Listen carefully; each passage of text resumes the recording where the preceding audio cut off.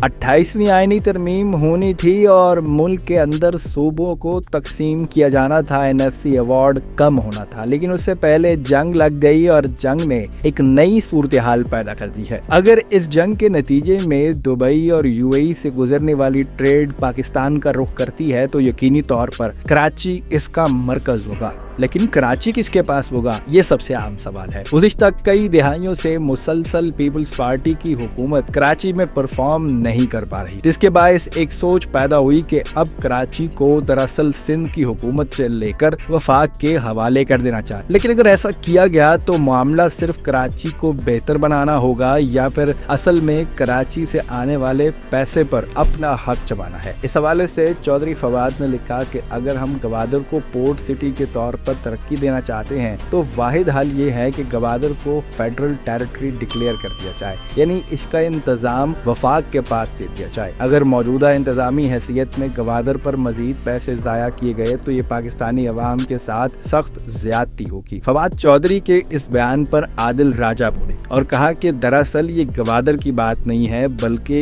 इस प्लान के पीछे कराची को भी वफाक के हवाले करने का असल मंसूबा है। यहाँ बात पोर्ट सिटी की हो रही है और गवादर ने तो अभी इस्टेब्लिश होना है। कराची पहले से एक इस्टेब्लिश पोर्ट सिटी है जहां पर गुज़िश्ता एक माह के दौरान जितनी शिपमेंट ट्रेड यहां पहुंची है वो एक साल के नंबर से भी ज्यादा है। इसलिए सबको नजर आ रहा है कि अब इस जंग के बाद जब डायनामिक्स तब्दील होंगे तो कराची दरअसल वो सोने देने वाली मुर्गी है जिससे हर कोई अपना अंडा हासिल करना चाहता है। अब ऐसे में अगर कराची का इंतजाम वफाक के हवाले कर दिया जाता है तो सवाल ये पैदा होता है कि इससे आने वाले पैसे क्या चारों सूबों में वफाक तकसीम करेगा या सिर्फ अपने पास रखेगा। एक सवाल और पैदा होता है कि अगर कराची को यूं वफाक के हवाले कर दिया जाता है तो फिर सिंध का दारुल हुकूमत क्या होगा। क्या सिंध हुकूमत के इंफ्रास्ट्रक्चर को कराची से उठाकर हैदराबाद शिफ्ट कर दिया जाएगा। क्या पीपल्स पार्टी इस पर ऑन बोर्ड होगी, और अगर पीपल्स पार्टी इस पर ऑन बोर्ड नहीं होती तो कहीं ऐसा ना हो कि हुकूमत ही जाती रहे। ये एक बड़ा अहम और पेचीदा सवाल है जिसका जवाब और हल ढूंढने में कई तरह के मसाइल खड़े हो सकते हैं।